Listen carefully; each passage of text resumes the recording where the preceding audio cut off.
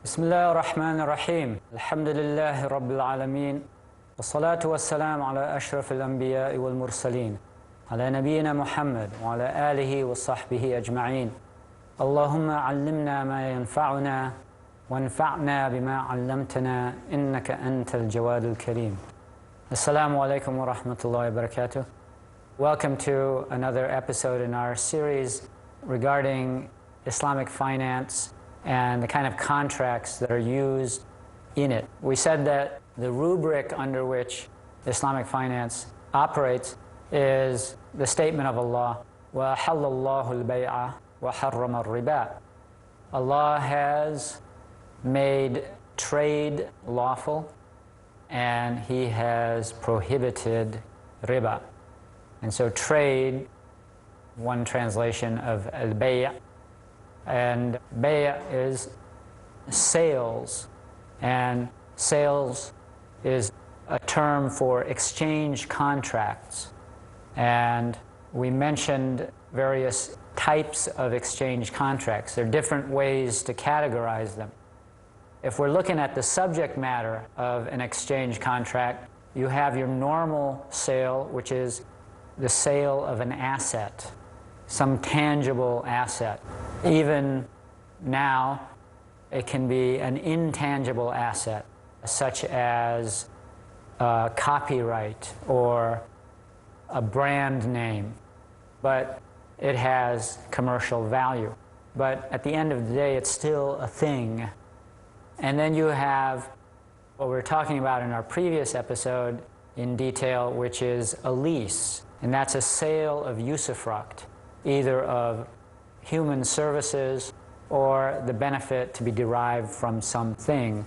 In that case, the owner of the thing maintains his ownership and the leasee purchasing the benefit from it while not purchasing the object itself. And the reason that that's made lawful is because it facilitates people's meeting their needs. Sometimes you can't afford and you don't have the need for the thing itself as something that you want to always have. So either you can't afford it or you don't necessarily want to own it. So those are the two main kinds of sales with regard to subject matter. Now there's another kind of sale which is called Istisna'a, which is a manufacturing contract. It comes from the word sana'a, which means to make. And Istisna'a, whenever you have ist in front of a verb in Arabic, it means to seek that action. So istaghfara means to seek Allah's forgiveness. Astaghfirullah. You're asking Allah to forgive you. And so istisna'a means to seek the manufacturing of some good. So there's a certain similarity between istisna' and salam in the sense that what you're paying for doesn't exist at the time of the contract. And because of that fact, this is considered an anomalous form of contract. And despite it being anomalous, it is considered to be lawful by consensus. Now, that refers back to, we talked about this in a previous episode with regard to the concept of need, haja, whether it is general or specific, is treated like darura, pressing necessity, in causing the relaxation of rules which are normally stringent. Now, when the need is general, what we're talking about with regard to a manufacturing contract, then the Sharia's allowance of it is for all time and for anyone who wants to make use of this permission. You don't have to demonstrate that you are in some state of unusual need. What is exactly the Sharia proof that this is lawful? Well, you don't have a specific dalil in the sense of a text that comes right out and says it. But it's a form of sale. Allah said, وَأَحَلَّ اللَّهُ الْبَيْعَ وَحَرَّمَ الرِّبَا. So Allah has made sales lawful. So again, the burden of proof when it comes to the issue of the legality of exchange contracts, the burden of proof is upon the one who says it's unlawful. So this is a kind of an exchange contract, and the burden of proof is on the one who says it's unlawful. In addition to that, the argument is made that this kind of contract is a historically ancient form of contract, and it was known in Arabia at the time of the Prophet ﷺ, and there is no evidence that he ever prohibited it.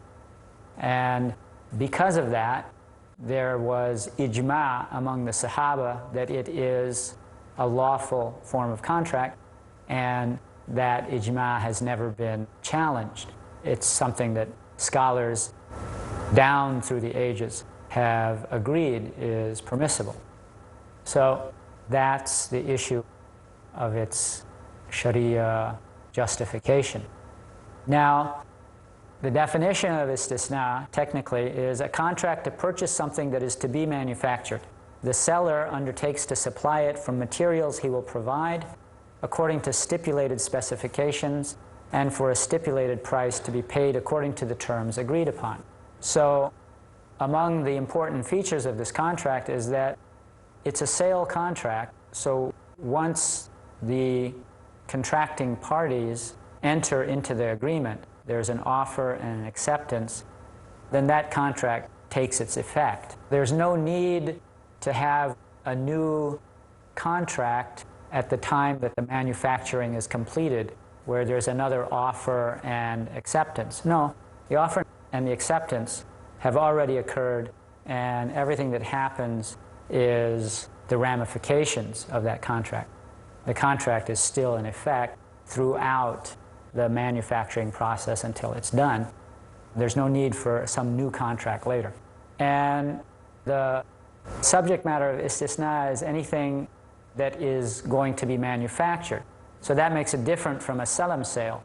Salam sales are contracted for things that are already there, frequently for agricultural goods and those kinds of things. So even if they don't exist, they're not being manufactured. Now, the subject matter of the Istisna'a contract is a debt liability on the part of the manufacturer. And he pledges to deliver it. Because it's not existent at the time of the contract, you have a similar requirement in Istisna that you also had in a Salam sale, and you also have that same requirement in a forward lease. In order to prevent disputes in these kind of contracts, you have to have specifications, rigorous specifications about what exactly is it that is going to be manufactured. So if those specifications are not precise enough, then what's going to happen as the contract unfolds? The manufacturer will deliver something, and the buyer will say, wait a minute, you know, this isn't what I wanted.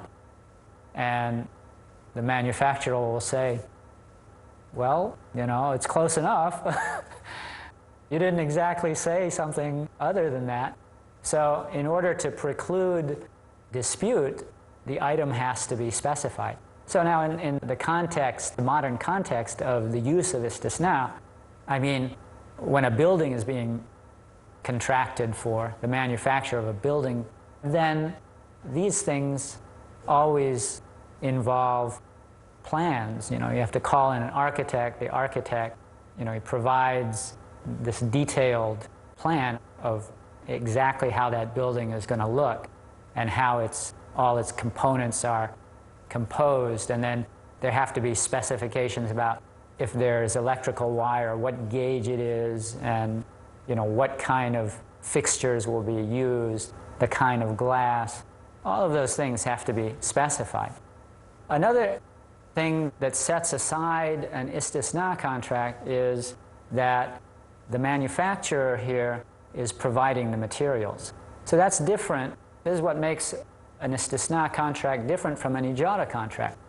In an ijara contract, the seeker of the service is providing the material. He brings, let's say, his cloth to the tailor and says, "Here, make me a shirt." Now, the tailor may provide thread and buttons, but the basic material is provided by the customer. We're going to take a break here and come back soon, inshallah.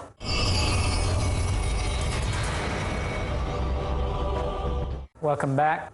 So we're talking about the particular characteristics of an istisna contract. And we said that one of the things that sets an istisna manufacturing contract apart from an ijara contract is that in ijara, the person who's providing the labor is not providing the materials that will be used. That's provided by the customer. And in istisna, it is the manufacturer himself who's providing the materials. And therefore, the cost of those things would be factored into the price that he's demanding from the customer. Now, with regard to the amount of labor or materials involved in a contract, in an ijara contract, the labor represents the subject matter of the contract, and there may be some trivial kinds of materials involved which are supplied by the service provider. Like we mentioned, in a tailoring contract, the tailor would provide the thread and the buttons, but that's an insignificant amount of the materials that are involved in the finished product. And because it's insignificant, then if you recall the maxim that we dealt with in an earlier episode, that consideration is given to what is predominant and widespread, not to that which is rare or trivial, minor in its quantity. So, on the other hand, you could have a sale which involves some labor, like you buy a washing machine and they deliver it and then they install it for you, they set it up. So the labor involved here represents a fairly trivial percent of what it is that you're purchasing, so it remains a sale contract. It's not istisna. In istisna, the labor content is significant and the material content is also significant. Those two things, and they're both significant, that turns it into an istisna contract. And what that also does is it affects certain rules, like in ijara, the labor has to be very specifically known and the price has to be specifically known. So, for instance, when somebody's working for another person as an employee, you know that you have to work X number of hours a day for X number of days a week, and that you're paid either by the hour, or you're paid by the week, or you're paid by the month. So the labor is very specific. In an istisna contract, you know, the amount of labor involved doesn't have to be specified, because what the focus is, the specification is on that finished product. Another issue that separates an istisna contract from a Salam contract is that the price can be paid at any time. In a Salam contract, the price must be paid in the contract session, and delivery of the good is later. Now, the delivery of the good in istisna is also later, but it's not a Salam contract, and we don't have a text requiring payment up front. We have the practice of the Sahaba and the fact that the Prophet ﷺ didn't prohibit istisna as the main Sharia evidence for its legality, and we don't have any Sharia text requiring payment up front. So, because in the absence of requirement, the asl is, the standard rule is that there are no obligations except by a specific communication from the lawgiver, then payment can be made at any time in a manufacturing contract. So the specification with regard to the payment is that you can't just leave it unknown, okay? This is when payment will be made. You have to fix the date. And normally what happens, especially in large projects, is that payment will be staged in accord with the completion of well-defined stages of the manufacturing process. So these kinds of deals tend to involve a lot of money. So the customer wants to make sure that the work is being done properly. So at stage number one, when that's finished, an inspection is made, and when the customer is satisfied that yes, what we've agreed upon has been done, then payment is released. Now, with regard to Islamic finance, the role of a bank in an Istisna'a project or an Istisna'a contract can be either as the customer or as the contractor. And what that ends up turning into in some cases is what's called a parallel Istisna'a contract, where a customer comes to the bank and wants some project manufactured, and the bank agrees to deliver that project to the customer. And then the bank turns around and subcontracts the job out to some kind of a builder, because banks are not in the business of making they're not in the business of making things, you know.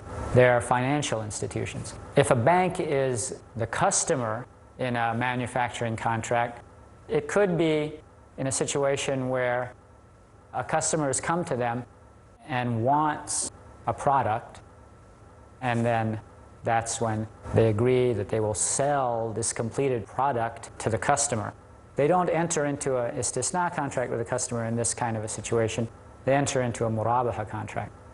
So at the time of the contract, the customer is only promising to buy. And that may be kind of unattractive to a bank because they want it to be, I mean, that promise is legally binding according to the fiqh academies, but there's always the possibility of reneging, even if there's a legal responsibility. Another situation in which a bank could be the customer is where a manufacturer wants to build something and they need funds, and they come to the bank, and the bank then says, okay, I'll be the customer in this contract. And when it's finished, the bank would then appoint the manufacturer to seek a buyer. And these are two separate contracts. When the contract of manufacturing is completed, the bank pays the manufacturer. Then this new role is undertaken by the manufacturer. It looks for a buyer. And when it finds one, then the bank would sell to the buyer and pay the manufacturer an agent's fee for having done this job on behalf of the bank. Now, one of the things about these kind of contracts where the bank is the manufacturer in one contract and the seeker of manufacturing in the second contract, which is called parallel Istisna'a, you now have two contracts. One of the recurring features of these kinds of arrangements, the Sharia scholars stress, is that there should be no linkage between the two contracts. Each contract is a separate and independent contract. And this is because of this hadith, which is narrated by a number of Sahaba, where the Prophet ﷺ prohibited two sales in one sale, or two contracts in one contract. And in order to comply with that hadith, that's why these contracts are kept separated. Now, the reason for that prohibition is that human beings are endlessly creative. And unfortunately, one of the ways in which human creativity finds its outlet is to get around rules. So when there's a prohibition of riba, one of the ways to get around it is by combining a sale and a loan, or various kinds of contract arrangements where you have two contracts put together in a way that somehow turns into riba. And so the Prophet ﷺ prohibited combining contracts in a way that will result in that. Come to the end of this episode. Assalamu alaikum wa rahmatullahi wa barakatuh. Allahu a'lam.